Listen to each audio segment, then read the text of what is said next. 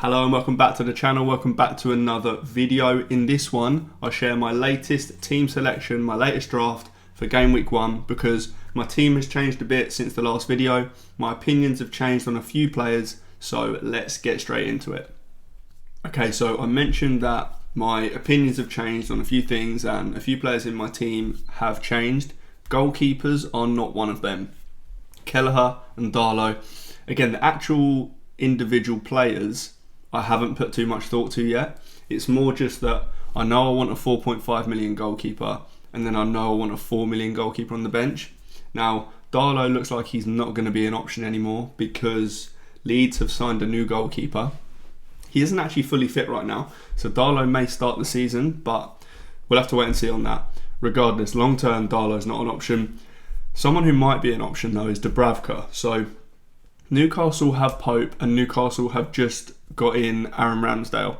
So Dubravka would have been their third goalkeeper. However, he's now being quite heavily linked with Burnley.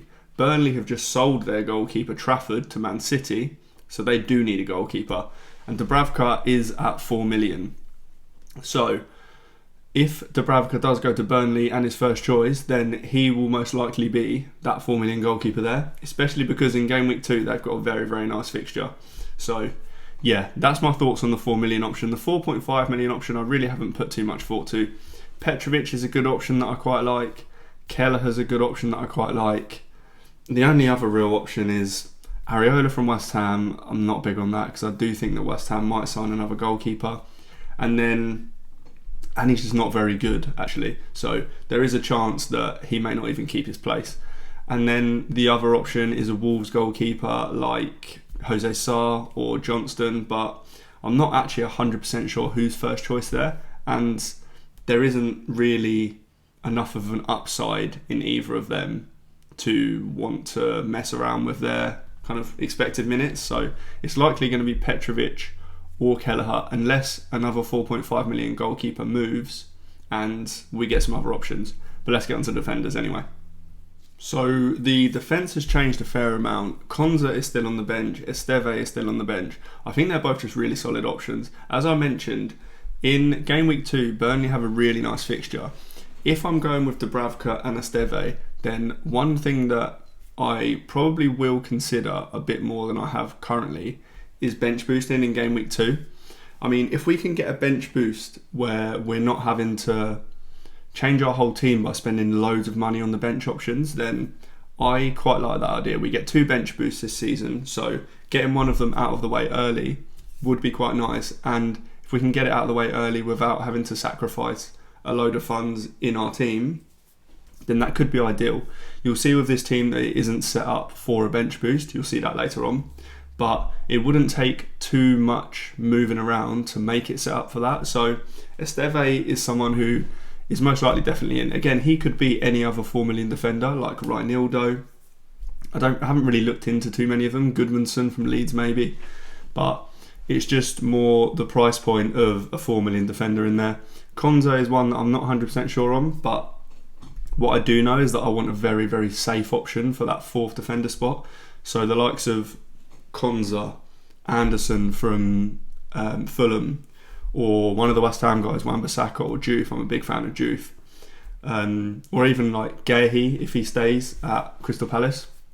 Someone who is safe for minutes so that when I do need them, they will play games.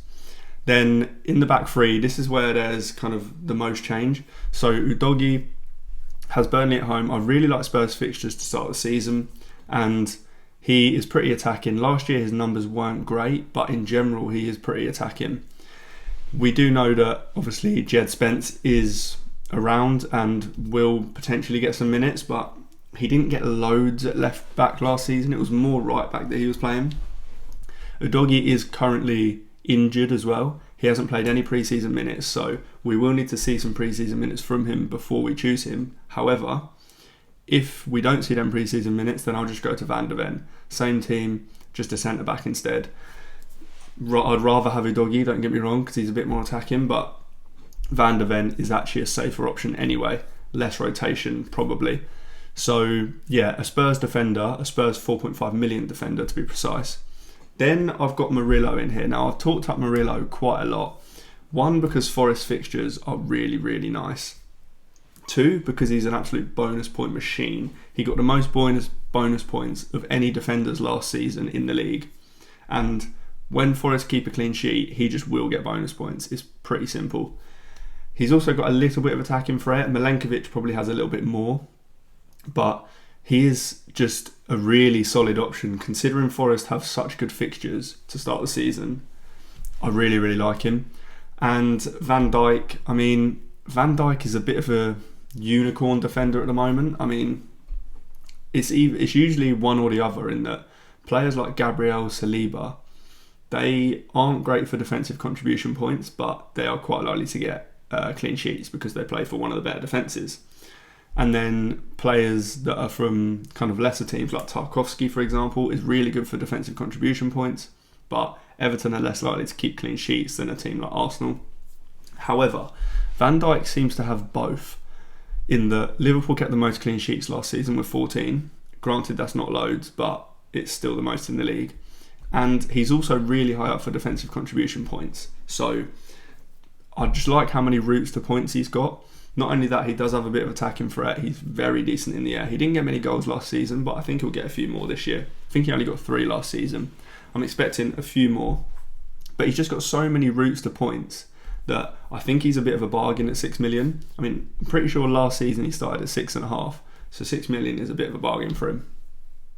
So a couple of players have changed in the midfield as well. A few players that haven't, though, are Palmer and Salah. I can't see them going anywhere. Chelsea have got a very nice start to the season fixture-wise, and Palmer looks kind of back to his good self. At the Club World Cup he did anyway. He looked like he was playing some really nice football, so I expect him and I expect Chelsea to do well. So I can't see him leaving my team. Salah, again, is having a pretty good pre-season. He did miss a penalty in a recent game, but he also did score. So I think every season people say when Liverpool buy some new players, they're like, oh, Salah's going to lose some share of the goals. He's going to be playing wider. He's going to be playing on the touchline, whereas the likes of Wirtz and Ekitike are going to be the ones now that are getting the goals and assists. But I don't think we need to worry about Salah. Salah's still going to do very, very well. The fixtures are nice to start the season as well. So, yeah, I can't really see myself not picking him. So I've got Morgan Rogers in the team. I think Morgan Rogers is slightly underpriced. I said this in a recent video, but he's had a price rise. I think he started at 5.5 million last season. This season he's 7 million. I think that's put a few people off, given that he's not this kind of budget gem anymore. But I still think he's very, very underpriced. Or not very underpriced, but slightly underpriced at 7 million. We know how consistent his minutes are. He played in at least 37 games last season out of the 38. And I think he started most of them, to be honest. He got a decent amount of goals and assists. You just know what you're going to get from him. And Villa's fixtures are actually really nice to start the season as well. So I really like him. Anderson is one who I'm slightly surprised by his price. I thought he'd be a bit more expensive. Now, he was second for defensive contribution points last season behind Caicedo. If they'd been in place anyway, obviously they weren't, but he would have scored an extra 36 points, which is quite a lot. He got a few goals and some assists, but nothing to really write home about in that sense. But yeah, I think that at 5.5 million, he's just a really, really nice budget option. He's not going to be kind of getting massive hauls every week, but for 5.5 million, I think he's quite nice.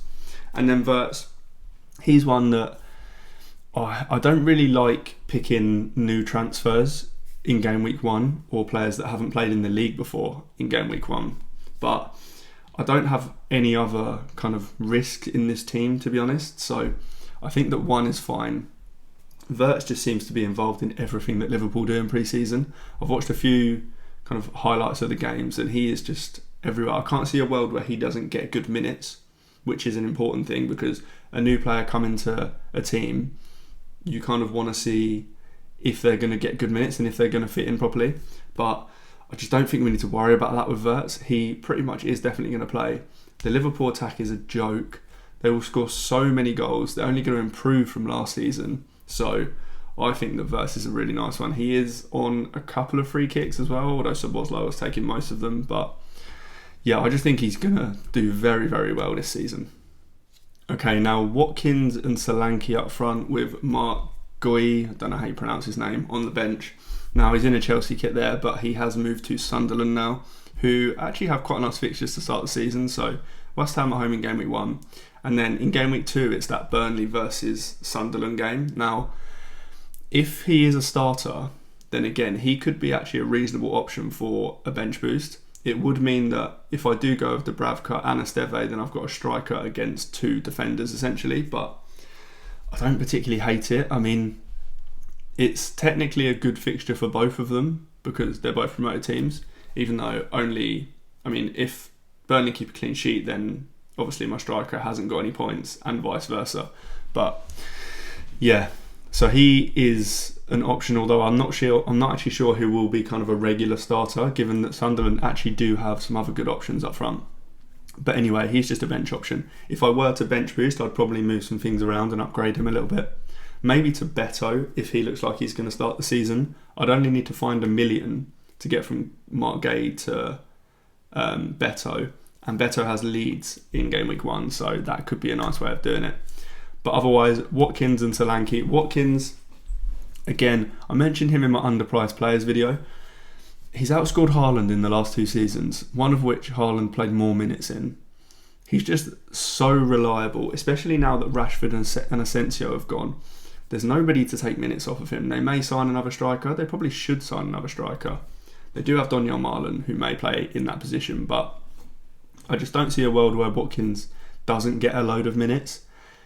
Asensio and Rashford have gone, who were taking penalties. Now, Watkins and Tielemans are probably the 2 that are most likely to be the penalty taker now. I think they both took a penalty last season. Watkins has an absolutely terrible penalty record, but for some reason he keeps randomly taking them. And he really did want to take one of the penalties last season that Asensio took. It looked like he almost was going to grab the ball off him. So he does seem to really want penalties. If he is on penalties at 9 million and he's getting good minutes, then he's a bargain in my opinion. Solanke's one that actually, again, similar to Udogie, hasn't got any minutes in pre-season yet. Frank did say that it's not serious, it was kind of just precautionary that he's been missing out, but we can't start with him in game week 1 unless we see some pre-season minutes.